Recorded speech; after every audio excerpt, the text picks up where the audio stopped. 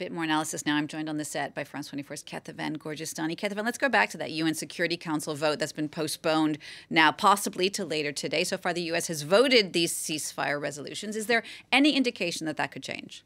Well, one indication is that they've decided to postpone, and that in itself means that there is room for negotiation and that they feel that maybe they could get the United States on board. It's highly unlikely that the U.S. would vote yes, but they could potentially vote to abstain, which means that the resolution could go through with that abstention. Now, the draft resolution that has been proposed talks about unhindered access to humanitarian aid, immediate and unconditional release of hostages, condemnation of all violations of international humanitarian law. But really, the focus is on one line: the urgent and sustainable cessation of hostilities. That was in the initial draft resolution.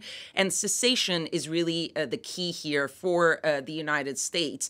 It seems that the negotiations are around that word, trying to bring it down possibly to suspension of hostilities, or even some more watered down version, because of course the Americans are fully opposed to an actual ceasefire, just like the Israelis, and they've said it over and over again. They do not support a ceasefire. So anything that resembles wording that would mention a ceasefire, that would be completely out of the question for the Americans. But if it is suspension or something else, that could be the key to unlocking the U.S. Vote, possibly with an abstention, and that would bring this resolution to pass. And that is a binding resolution, even though we've seen in the past that a lot of parties to conflicts usually disregard even these binding resolutions.